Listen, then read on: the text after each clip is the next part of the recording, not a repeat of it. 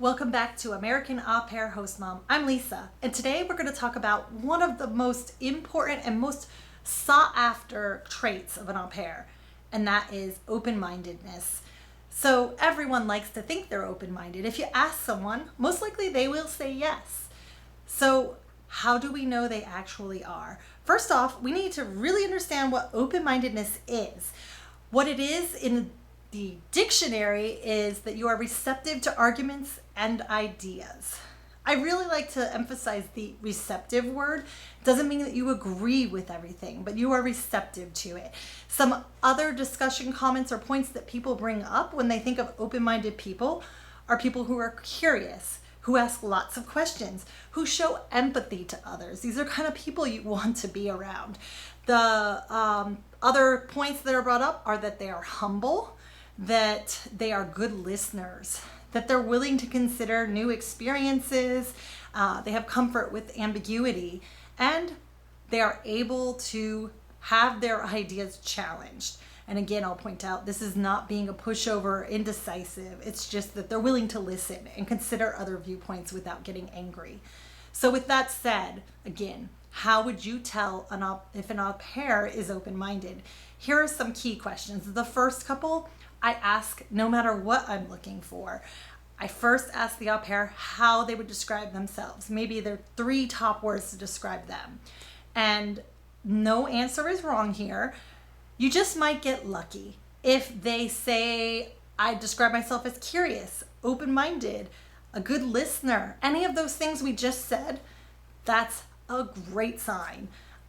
Then you can also ask how their friends would describe them or how their family would describe them, because sometimes we perceive ourselves in different light than others. But any of these questions that result in some of the things we just mentioned around open-mindedness gives you a big thumbs up. If not, don't worry. You still have opportunity to understand if they're open-minded. It doesn't mean they're not. So here are some other questions you might ask. For instance, tell me about a time that you changed your mind.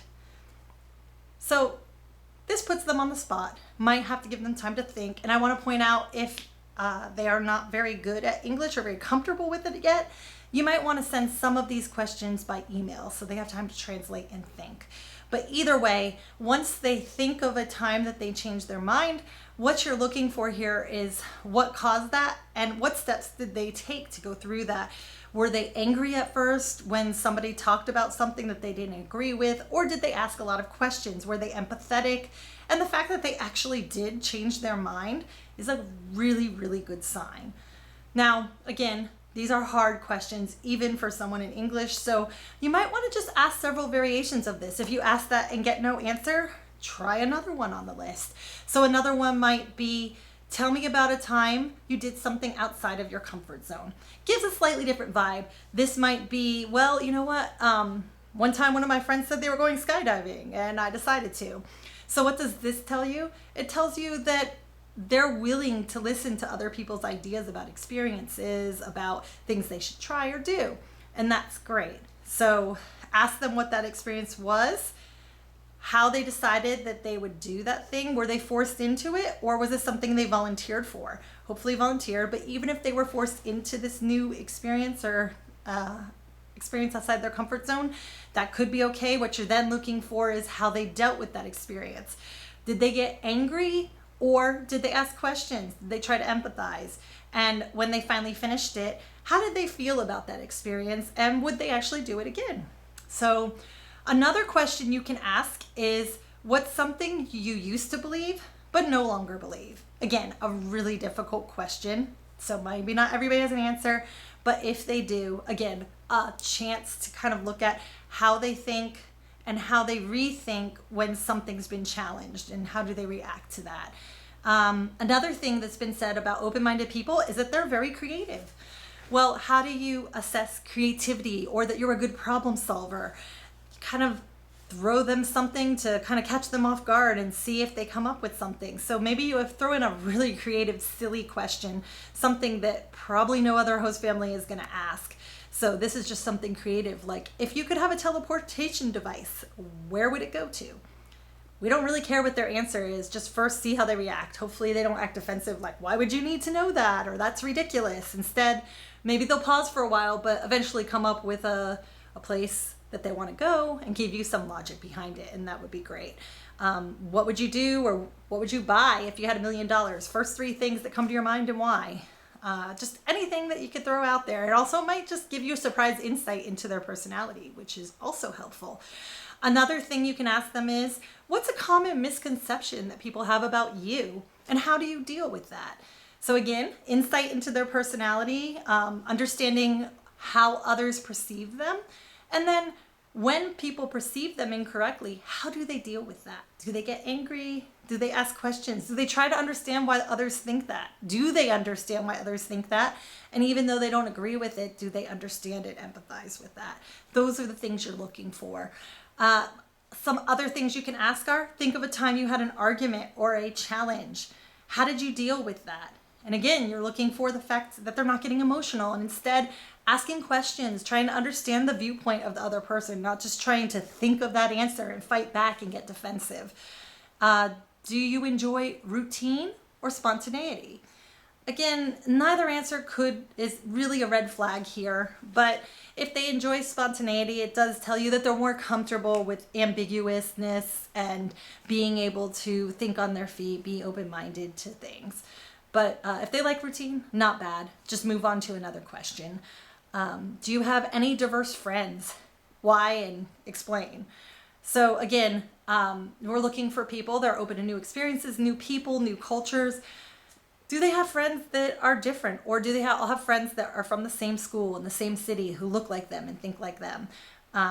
If they give you an example, understand why they think that person is diverse and why they're friends with them. Again, shows that maybe they don't agree with everything that person values, but they're still friends and they're still able to come to discussions and alignment without emotion. So that is a good sign. Tell me about something that didn't go as planned or didn't work out, and how'd you deal with that failure? So we all want to be successful, but we all can't succeed every time. And failure is a great thing to see how they reacted to failure. Are they playing the blame game and just saying, oh, well, this happened, but really it was just because I had that bad boss at work and they really made it happen. And versus, here's a couple things that we all could have done better, and this is how I'm going to handle it better next time. We're looking for that growth mindset, someone who's willing to improve and reflect on improvement on themselves and what they can control. If they have had a job, tell me about your best day at work, and conversely, tell me about your worst day at work. The first one's going to give you that perspective of, how am I motivated? What is my purpose? What really gets me happy and passionate? Versus my worst day at work. Not only does it tell you what they don't like, but it tells you, again, how they deal with adversity. The worst days, did they just yell at everybody? Were they blaming everybody? Or were they understanding why these things happen, even if it made them upset, and looking how to improve or to do better in the future and avoid those situations? And another thing that I like to kind of have people observe or point out or start to look for, usually towards the end of your interview, you flip it and say, hey, do you have any questions for me? Hopefully they don't say no. If they do, this could be a sign of nervousness. It could be that you are a really detailed host mom like me, who's given lots of upfront information and they really don't have any questions. Not the worst sign, but it would be really great if they had questions. Questions show engagement. They show curiosity. They show that they're able to understand deeper. If they have any problems, they're not reacting right away and telling you, I can't match with you because of this. Instead, they're looking for understanding. So the more questions they ask, the better sign of openness, curiosity, and all that good stuff. So that was great ways to come up with open-mindedness. It's not the only thing you need to know. There's a video here, which will tell you, or over here, how to do a great interview and ensure you match with that perfect au pair for you. And over here are some more really useful au pair interview or au pair tips for you.